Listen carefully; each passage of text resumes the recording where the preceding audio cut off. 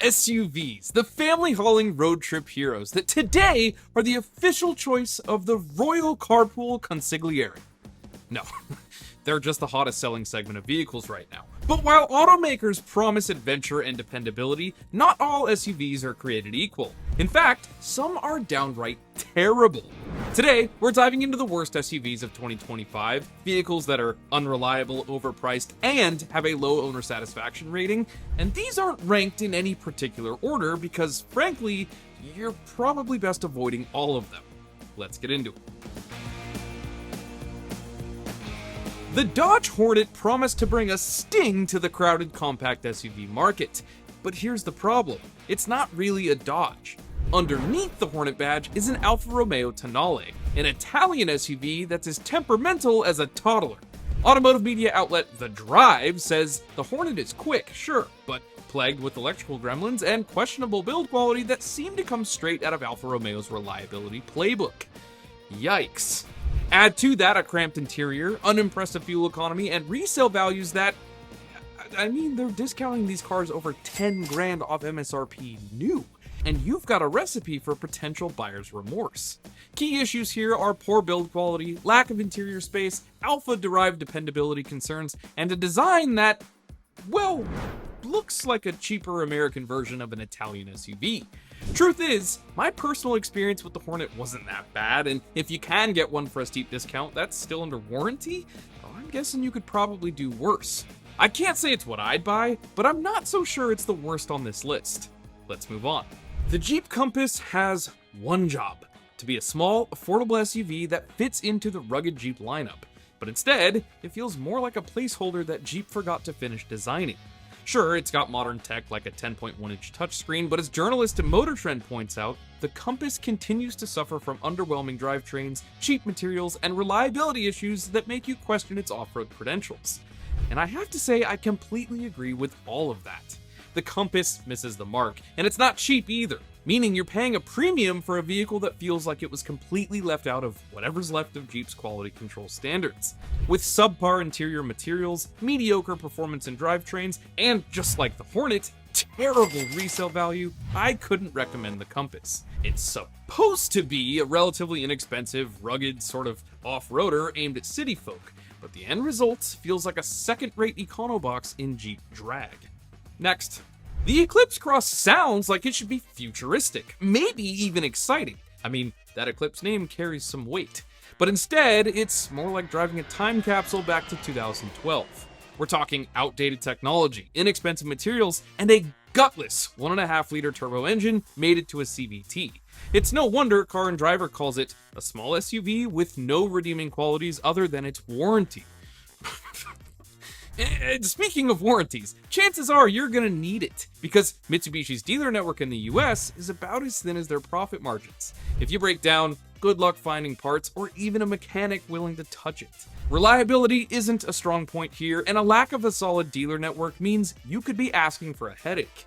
Add in outdated design and tech, weak performance from the drivetrain, and overall build quality that leaves you envious of the Range Rover from Temu, and it's clear this isn't a great value proposition. The Ford Explorer is an iconic nameplate, but lately it's been exploring the depths of reliability charts. Transmission issues continue to plague this midsize SUV, and critics note that its interior feels more on par with something you'd expect from an airport rental car. Not exactly what you want for a $50,000 family vehicle. Consumer Reports highlights the Explorer's below-average reliability and lackluster owner satisfaction, which is a polite way of saying, you're probably not gonna love owning this thing. I just drove the new Explorer, and I personally didn't find it all that bad. Yeah, you get tired of everyone in front of you on the freeway thinking you're a police officer, but it seemed okay to me. Not for 50 grand though. Regardless, the numbers don't lie, and while competitors offer smoother rides, better tech, and fewer headaches, the Explorer leaves you wondering why you didn't just buy a Toyota Highlander. Volkswagen says the Taos is German engineering at an affordable price. But what they forgot to mention is that the price of ownership might not be so affordable. Critics like MotorWeek note that the 1.5-liter turbo engine feels sluggish and strained under hard acceleration. While the previous dual-clutch transmission was jerky and unreliable, VW swapped it for an 8-speed automatic in 2025. But as they say, fixing one problem doesn't erase the others. Did they say that? who's they? Factor in a noisy cabin, uncomfortable seats, and a tendency for things to break once the warranty is up, and the Taos feels more like a ticking time bomb than a dependable small SUV.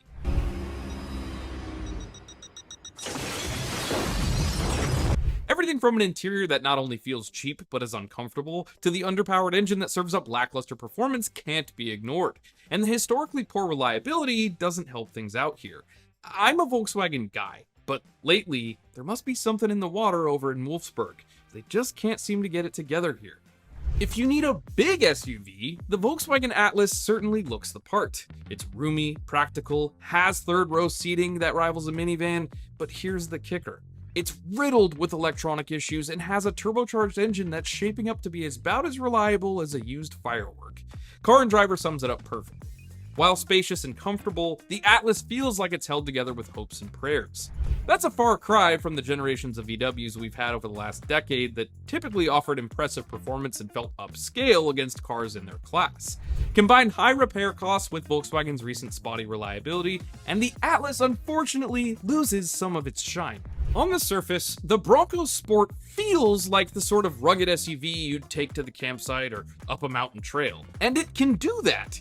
Mostly. Because under the hood, it's hiding a ticking time bomb, the 3-cylinder turbocharged EcoBoost engine. Steady. You can do this. As the Autopian puts it, Ford's small turbo engines may deliver punchy power, but they're overstressed, overcomplicated, and don't last long past the warranty. Ford, in general, doesn't exactly have a reputation for building the longest-lasting vehicles on the road, but compound that with a small, complicated, direct-injected, turbocharged engine that's being forced to lug around a heavy SUV, and if you're planning to keep the Bronco Sport for a decade, you might want to start working in the price of an engine replacement into your automotive budget. Who am I kidding? It's Ford. There'll be a recall and everything will be fine. The Hyundai Tucson is the SUV equivalent of a pretty face with not a lot going on upstairs. It's got sleek styling, a tech-heavy interior, and a pretty darn impressive warranty.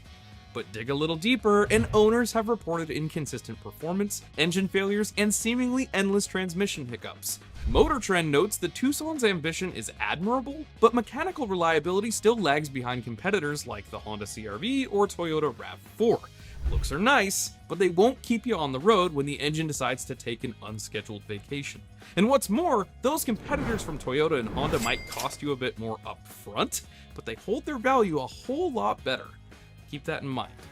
The Chevy Trailblazer feels like a marketing exercise gone wrong. It costs more than the Chevy Trax, offers virtually no additional value, and saddles you with a weak 3-cylinder engine and a CVT that feels like it's constantly on strike.